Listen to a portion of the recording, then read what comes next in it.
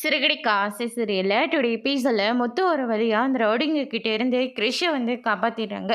யார் உங்களை அனுப்புனாங்க அப்படின்னு சொல்லிட்டு முத்து இருந்துட்டு விசாரிக்கிறாங்க. சிந்தாமணி தான் மதுரைக்கு பக்கத்துல இருக்கிற அனாதாசிரமத்துல சேர்த்த சொன்னாங்க, அதனால தான் கூட்டிட்டு போனேன் அப்படின்ற மாதிரி அந்த ரவுடிங்க நடந்த எல்லா விஷயத்தையும் முத்துக்கிட்ட சொல்லிடுறாங்க. அதுக்கு அடுத்து தான் பார்த்தீங்கன்னா முத்தங்கிள் அப்படின்னு சொல்லிட்டு கிறிஷ் கூப்பிடுறாங்க.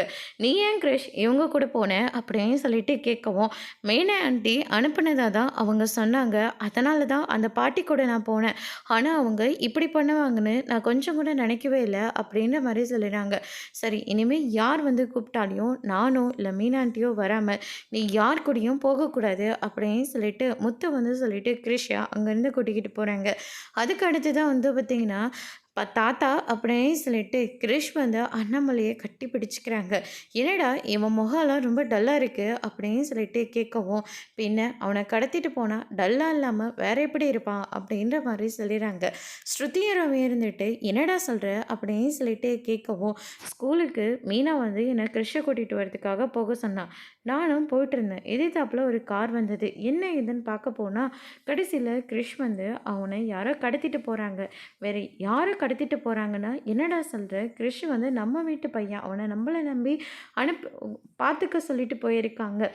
அவனுக்கு எதான ஒன்று ஆச்சுன்னா நம்ம தானே பதில் சொல்லணும் அப்படின்னு சொல்லிட்டு அண்ணாமலை சொல்லவும், அதுக்கு அடுத்து தான் முத்தை இருந்துட்டு ஆமாப்பா அவனுக்கு எதான ஒன்றுனா நம்ம தான் பார்த்துக்கணும். ஆனால் இந்த வீட்டில் இருக்கிறவங்களால தானே கிருஷி பிடிக்காம போச்சு அப்படின்ற மாதிரி சொல்கிறாங்க. என்னடா சொல்கிற, எனக்கு ஒன்றும் புரியல, அவனை முதல்ல யார் கடத்தினாங்க அப்படின்னு சொல்லிட்டு கேட்கவும், வேற யார், அந்த சிந்தாமணி தான் அப்படின்ற மாதிரி சொல்கிறாங்க. சிந்தாமணி கிருஷியை கடத்துகிற அளவுக்கு அவங்களுக்கு என்ன கிருஷ் மேலே கோவம், கிருஷ் மேலே கோவம் அவங்களுக்கு கிடையாது, நம்ம அம்மாவுக்கு தான் அப்படின்ற மாதிரி சொல்கிறாங்க. அதுக்கடுத்து தான் நான் என்ன பண்ணேன், அந்த சிந்தாமணி வெறும் அம்பு தான், நீங்கள் தான் மெயின் கேரக்டர்னு எனக்கு எப்போவோ தெரிஞ்சிருச்சு, அவங்களும் நடந்த எல்லா விஷயத்தையும் சொல்லிட்டாங்க அப்படின்ற மாதிரி நம்ம முத்து சொல்லிடுறாங்க. அதுக்கு அடுத்ததாக அண்ணாமலை இருந்துட்டு நீ தான் கிருஷியை கடத்த சொன்னியா அப்படின்னு சொல்லிட்டு கேட்கவும், நான் கடத்தலாம் சொல்லலை, கூட்டிகிட்டு போய் மதுரைக்கு பக்கத்தில் இருக்கிற அனாதாசிரமத்தில் சேர்க்க தான் சொன்னேன் அப்படின்ற மாதிரி சொல்லிடுறாங்க. நீ 3 பிள்ளைங்களுக்கு அம்மா மாதிரியே பேசிக்கிட்டு இருக்க, அவனும் நம்ம வீட்டு பையன் தானே, யார் நம்ம வீட்டு பையன், இது என்ன ஜாதியோ என்ன குலமோ என்ன கோத்திரமோ யாருக்கு தெரியும் அப்படின்ற மாதிரி சொல்கிறாங்க. இப்படியெல்லாம் பேச உனக்கு அசிங்கமாக இல்லை, இதுக்கு மேலே நான் உன்னை விட்டு வச்சுனா அதை விட பாவம் வேறு எதுவுமே கிடையாது. டேய் முத்து போலீஸ்க்கு ஃபோன் பண்ணுறா அப்படின்ற மாதிரி சொல்கிறாங்க. என்னப்பா சொல்கிறா, இப்போ நீ போலீஸ்க்கு ஃபோன் பண்ணுறியா இல்லை நான் போலீஸ்க்கு ஃபோன் பண்ணட்டோமா, இதுக்கு மேலே இவளை நம்ம விட்டு வைக்கவே கூடாது அப்படின்ற மாதிரி சொல்லிடுறாங்க. அதுக்கு அடுத்து தான் மனோஜ் இருந்துட்டு அம்மாப்பா ஆமாண்டா உங்கள் அம்மாவை இத்தனை நாள் இப்படி விட்டு வச்சதுனால தான் கொழுப்பெடுத்து இந்த மாதிரிலாம் பண்ணிக்கிட்டு இருக்கா, ஒரு சின்ன பையனு கூட பார்க்காம கடத்த சொல்லி அதுவும் அனாதாசிரமத்தில் விட சொல்லியிருக்கா. அந்த பையன் ஏற்கனவே அவன் அம்மாவை இழந்துட்டு தவிச்சிக்கிட்டு இருக்கான். பாட்டியும் இவனை எங்கள் எல்லாத்தையும் நம்பி விட்டுட்டு போயிருக்காங்க. இதை கொஞ்சம் கூட மனசாட்சி இல்லாமல் இவ்வளோ கேவலமான ஒரு வேலையை பார்த்து வச்சுருக்கியே அப்படின்ற மாதிரி சொல்கிறாங்க. நான் தான் அப்போவே சொன்னலை, இந்த பையன் வீட்டில் இருக்கிறது எனக்கு பிடிக்கலன்னு, உனக்கு பிடிக்கலைன்னா அதுக்கு நாங்கள் என்ன பண்ண முடியும், அதுக்காக இந்த சின்ன பையனை இப்படியெல்லாம் பண்ணுவியா, நீ இவ்வளோ மோசக்காரின்னு எனக்கு தெரியாமே போச்சு, அப்பே தெரியும், ஆனால் வேறு வழி இல்லாமல் குடும்பம் கெட்டு போயிடக்கூடாதுன்ற ஒரே ஒரு காரணத்துக்காக மட்டும்தான் நீ பண்ணுற எல்லாத்தையும் நான் சகிச்சுக்கிட்டு இருந்தேன். ஆனால் இதுக்கு மேலேயும் நான் அப்படி இருந்தேன்னா என்னை விட முட்டாள் வேறு யாருமே இருக்க மாட்டாங்க. டே முத்து உடனடியாக போலீஸ்க்கு ஃபோன் பண்ணுறா அப்படின்ற மாதிரி சொல்கிறாங்க. அதுக்கு அடுத்ததாக நீங்களாம் சொன்னால் கேட்க மாட்டீங்க, நானே பண்ணுறேன்னு சொல்லிட்டு போகிறாங்க. விஜயா இருந்துட்டு என்னை மன்னிச்சிடுங்க, இதுக்கு மேலே இந்த மாதிரி ஒரு தப்பை நான் பண்ணவே மாட்டேன், நான் பண்ணது தப்பு தாங்க அப்படின்ற மாதிரி சொல்லிடுறாங்க. அதுக்கு அடுத்து தான் நீ சொல்கிறது என்னை நம்ப சொல்கிறியா, ஏற்கனவே முத்தோட வாழ்க்கையை நீ தலைகீழ திருப்பினது உனக்கு பத்தலையா, இப்போ இந்த சின்ன பையனோட வாழ்க்கையும் இப்படி சீரழிக்க பார்த்துட்ருக்க அப்படின்னு சொல்லிட்டு பயங்கரமாக திட்டிகிட்டு இருக்காங்க.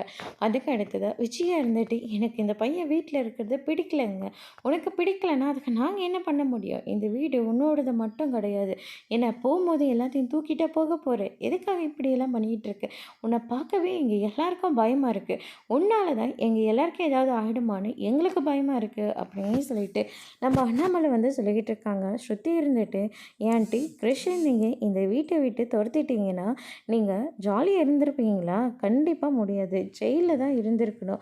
அங்கிள் கம்ப்ளைண்ட் கொடுக்குறாங்களே இல்லையா, நாங்கள் எல்லாரும் சேர்ந்து கம்ப்ளைண்ட் கொடுப்போம் அப்படின்ற மாதிரி சொல்லிடுறாங்க. இதை கேட்ட விஜயா இருந்துட்டு, என்னம்மா நீ இப்படியெல்லாம் பேசிக்கிட்டு இருக்க, பின்ன நீங்கள் பண்ண வேலைக்கு வேற எப்படி பேச சொல்கிறீங்க? ஒரு சின்ன பையனு கூட பார்க்காம அவனை ஆளை விட்டு கடத்த சொல்லியிருக்கீங்க.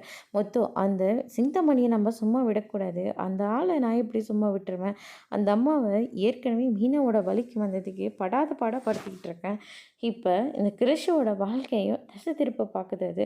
அதை போய் நான் விட்டு வைப்பேனா என்ன? அப்படின்ற மாதிரி முத்து ஒரு பக்கம் சொல்லிக்கிட்டு இருக்காங்க.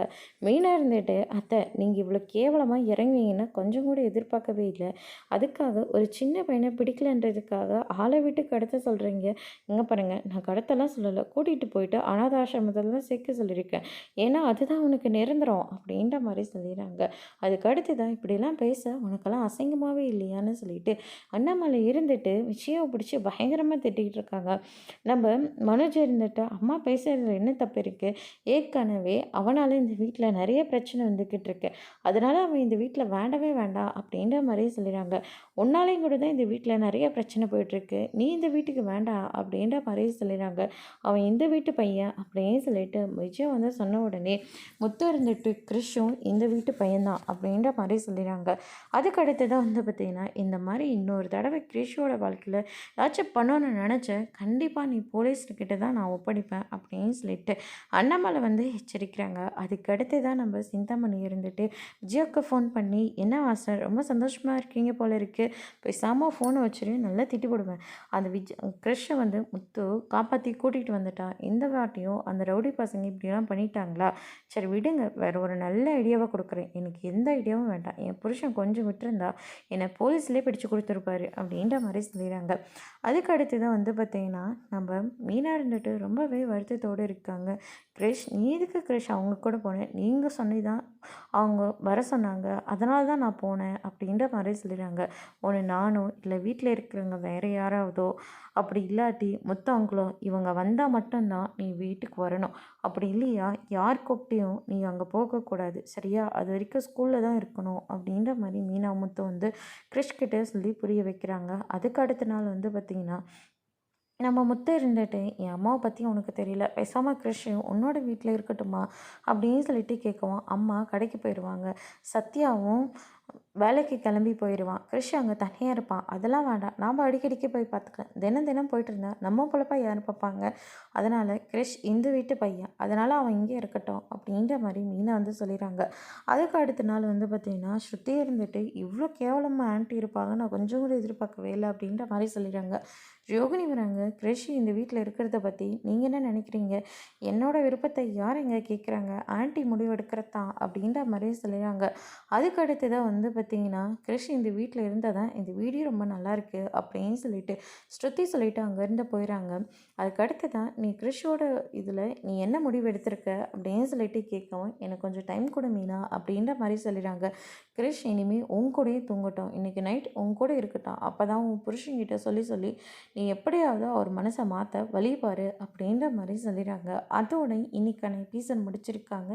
இனி சிறகடிக்க ஆசையில் அடுத்தடுத்து என்னெல்லாம் நடக்க போகுதுன்றதை வெயிட் பண்ணி பார்க்கலாம். தேங்க்யூ.